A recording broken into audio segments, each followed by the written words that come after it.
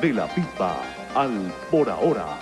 Este martes 2 de febrero comienza el periodo presidencial del líder golpista del 4F, quien logró la silla de Miraflores por la vía democrática. A partir de este momento analizaremos cómo y por qué llega al poder Hugo Rafael Chávez Frías.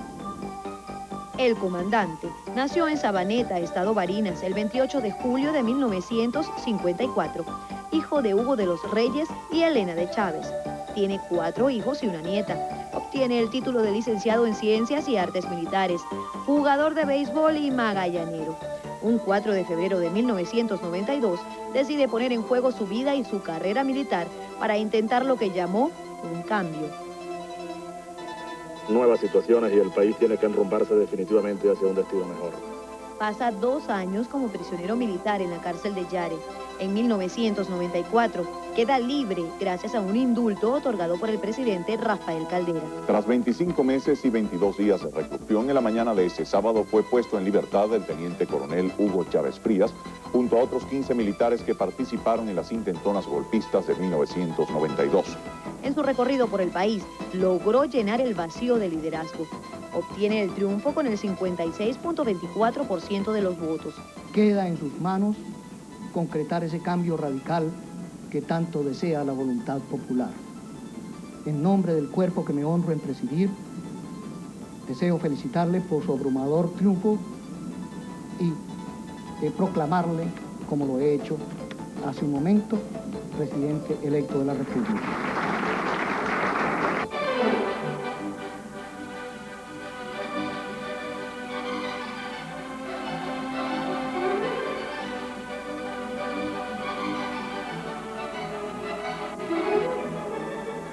Prepara una gran celebración para recibir el poder. Quien le entrega la silla le impondrá una banda millonaria, confeccionada por artesanos de la Casa Real Española. Habrá un Te Deum en la Catedral de Caracas, la juramentación en el Congreso, una caminata hasta Miraflores y un acto con el pueblo en Los Próceres.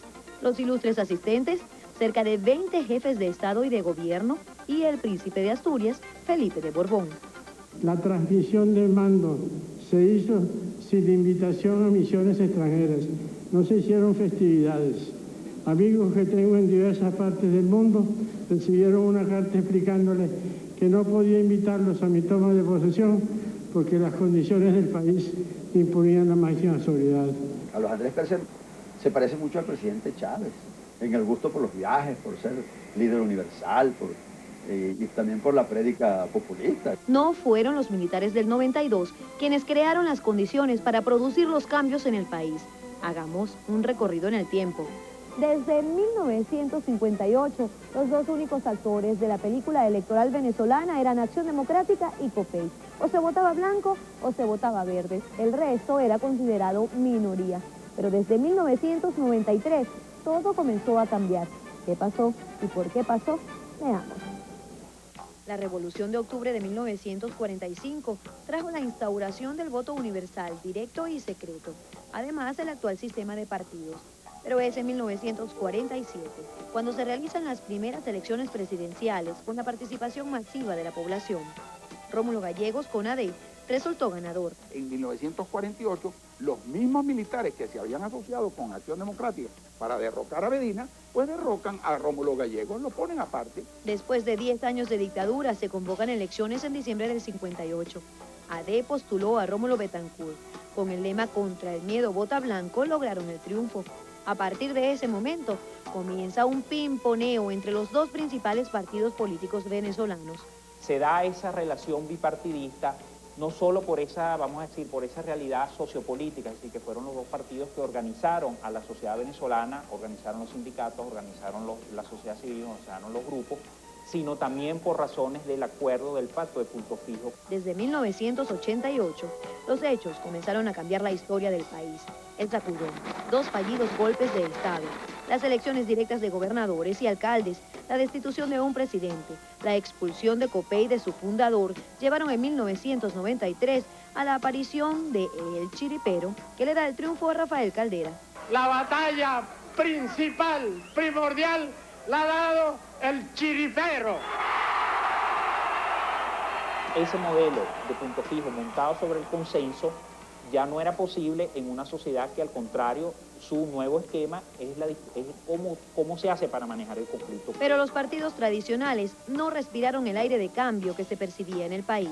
La política se pragmatizó, y se pragmatizó en el sentido de que lo que interesaba era ocupar cargos para redistribuir beneficios a una clientela. La sociedad civil maduró más rápidamente que los partidos políticos. Entonces se generó una sociedad compleja. Acción Democrática y COPEI no fueron capaces de articular, vamos a decir, ese proceso de complejidad que se dio en la sociedad venezolana, y de alguna otra manera esa complejidad fue buscando sus propios canales. En estas elecciones vimos de todo. Dos archirrivales unidos cambiando de candidato a última hora. Los adecos expulsando a su abanderado. Por eso tuvimos que tomar la decisión dolorosa de excluirlo de las filas del partido. Los copellanos y caucerristas retirando su apoyo a la ex reina de belleza. Yo estoy aquí dándole la libertad y devolviendo algo que nunca me perteneció. Con toda esta paranoia electoral se creó una nueva polarización entre Hugo Chávez Frías y Enrique Salas Romer. Quiero ver alegre a mi país. ¡Les llegó la hora! ¿Qué sucederá con los otros partidos? Pasarán los años lamentándose porque ya no son los protagonistas de la película. Los partidos políticos tienen que entender el momento histórico que viven. Tienen que entender el terrible bochorno, el chasco con el cual terminaron el proceso electoral de 1998. Gracias a una tercera división que sufre Acción Democrática en 1968, esa que originó la creación del MEP, Rafael Caldera gana por primera vez la presidencia constitucional de Venezuela después de su cuarto intento. Gobernó sin mayoría en el Congreso, prometió lograr la paz política y social, aprobó la legalización del Partido Comunista, soltó a los presos políticos. Él supo negociar con el Congreso y lograr las cosas que él requería del Congreso. Se le critica el acabar con las escuelas técnicas industriales y allanar la Universidad Central de Venezuela. Obras públicas, Parque Central, el Poliedro de Caracas, la Central Hidroeléctrica José Antonio Páez en los estados Mérida y Barinas, la primera fase del complejo petroquímico El Tablazo. Revaluó el bolívar en 1971 y 1973, mantuvo baja la deuda externa y la inflación. Cierra el periodo con un nivel importante en reservas internacionales.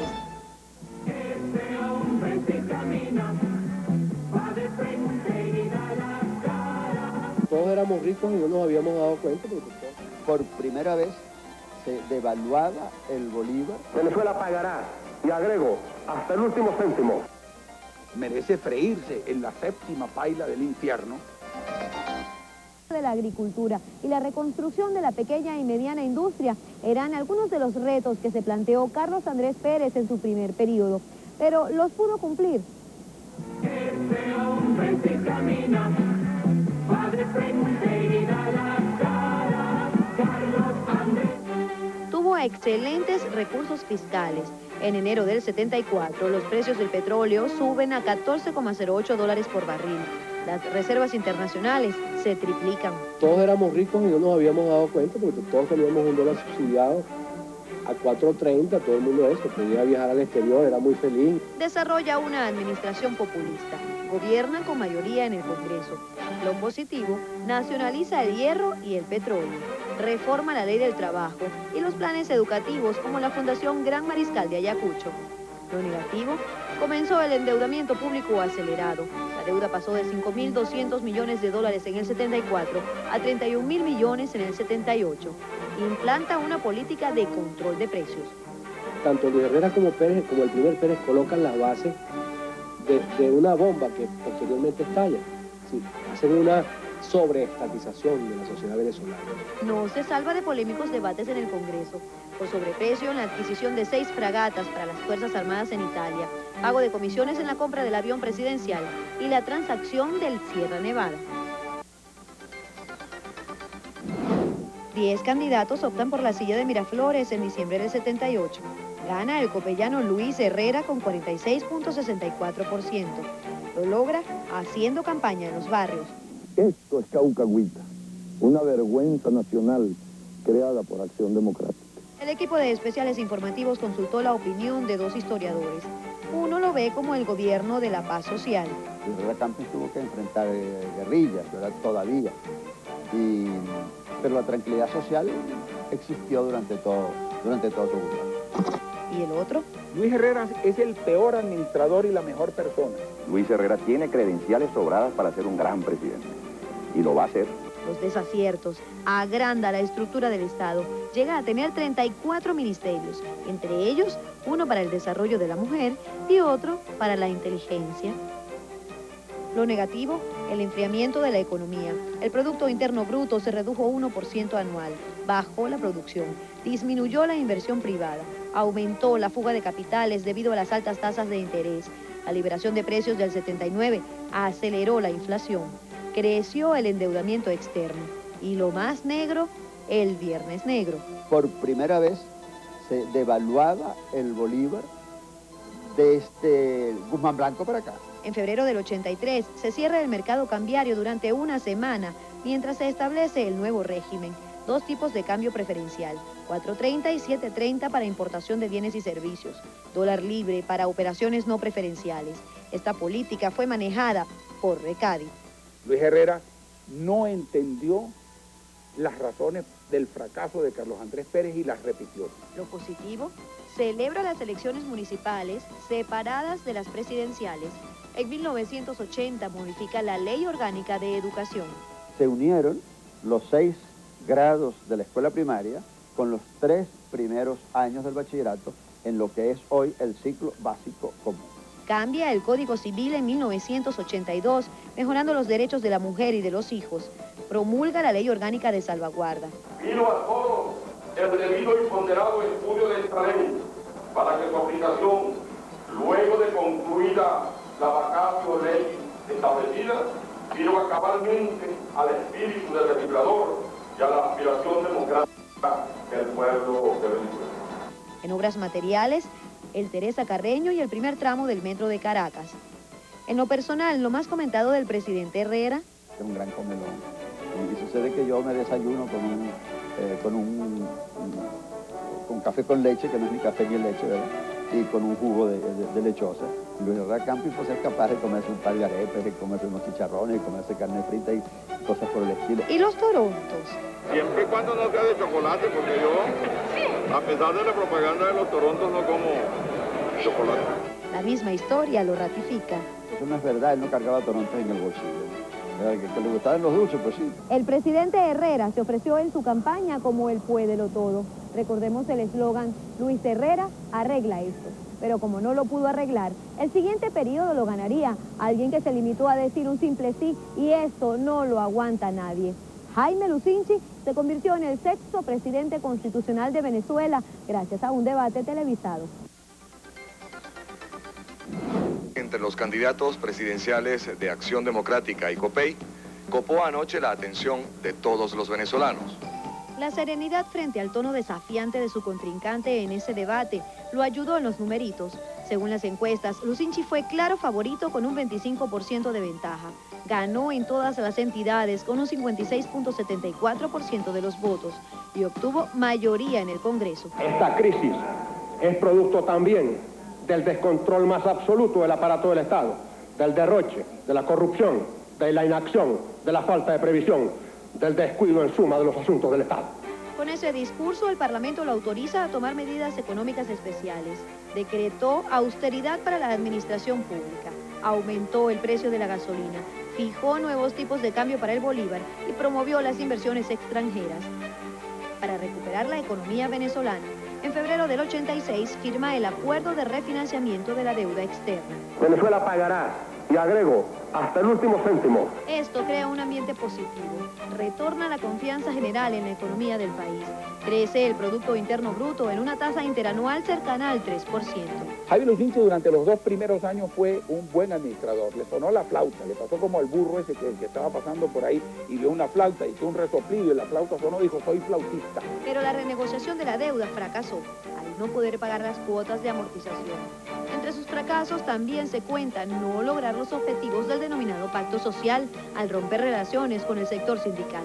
Se benefició, sin él saberlo, ni entender muy bien cómo ni por qué se había producido ese fenómeno, de la devaluación, de que los venezolanos entendimos por una buena vez que era buen negocio sembrar la comida que nos comíamos en Venezuela. Y la educación.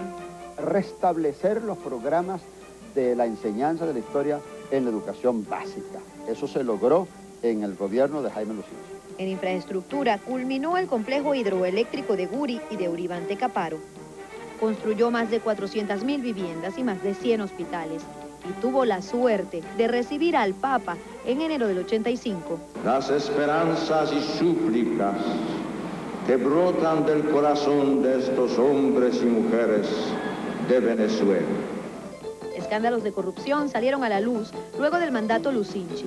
Los casos de los edificios de Juan Pablo II y del Florida Cristal, el Instituto Nacional de Hipódromos y el más famoso, los Jeeps. Casos que posteriormente le hicieron perder la compostura. Ábrela. A mí no me... El aspecto personal fue el más criticado. El proceso de divorcio de la pareja presidencial y la aparición de la barragana. Que ojalá yo pudiera ser la mujer del hombre al cual me unen. Pero eso no importa, porque Simón Bolívar también tenía una barragana. Manuelita Sáenz no estaba en una casa distinta a la casa de gobierno y a los palacios de gobierno donde gobernó Simón Bolívar. El Libertador no se casó con Manuelita Sáenz. Hay algo que a alguien no le perdona. Jaime Lucinchi merece freírse en la 7ª paila del infierno por haber permitido que Carlos Andrés Pérez fuera reelegido, porque él ha debido dividir al partido y correr todos los riesgos que eran necesarios, pero evitar que Carlos Andrés Pérez fuera presidente por segunda vez. El Gocho gana por segunda vez en el 88. Fama internacional y altísima popularidad nacional tiene al asumir el poder. A la denominada coronación asisten 20 jefes de Estado. Accedo por segunda vez a la presidencia de la República. En 1989 anuncia el paquete. Seguro estoy de la comprensión y el esfuerzo unitario, concertado y solidario de todos los venezolanos, sin ningún tipo de discriminación. Estaba demasiado confiado en su liderazgo, en su carisma, y no, creo que él no entendió que ese programa era un cambio demasiado profundo y que no podía dejarlo en manos de un grupo de técnicos inexpertos, sino que tenía que gerenciarlo él mismo. Las medidas en la carta de intención firmada con el Fondo Monetario Internacional. Nuevo esquema cambiario, elimina subsidios, aumento de precios de bienes y servicios y de la gasolina, detonante para que a un mes de su toma de posesión se desatara una ola de disturbios y saqueos.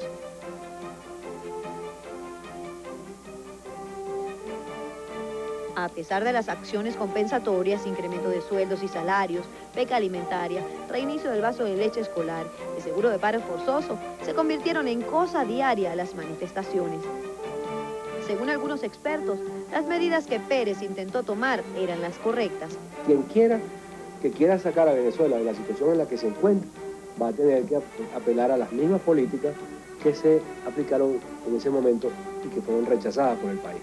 1992 es el año más difícil de Pérez. El 4F Miraflores es atacado por tanques. Les ordeno la inmediata rendición o que se sometan a las consecuencias. Compañeros, lamentablemente por ahora los objetivos que nos planteamos no fueron logrados en la ciudad capital. Es decir, nosotros acá en Caracas no logramos controlar el poder. El 27N enfrenta otro intento de golpe.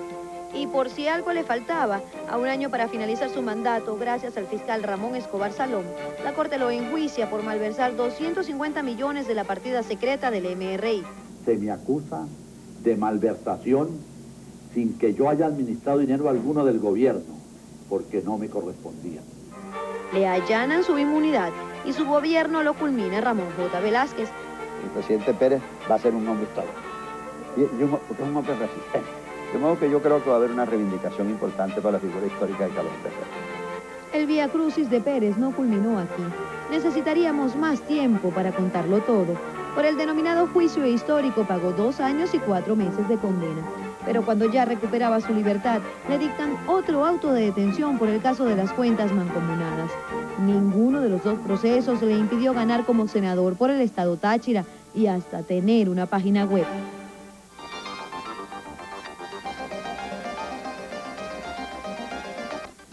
El pueblo de Venezuela Venezuela confió por segunda vez en Rafael Caldera. Le correspondió regir los destinos del país bajo una fuerte crisis económica, política y moral. El gran reto, enderezar la economía con sentido de justicia social. Lo ha logrado. Veamos. Venezolanos, hemos elegido un presidente, el presidente de la esperanza. Según los analistas, varias son las razones de la reelección. El rompimiento con Copey, que lo alejó de las cúpulas partidistas. Su discurso en el Congreso luego de la intentona golpista del 4F. Quisiera que los señores jefes de Estado de los países ricos que llamaron al presidente Pérez para expresarle su solidaridad en defensa de la democracia, entendieron que la democracia no puede existir si los pueblos no comen.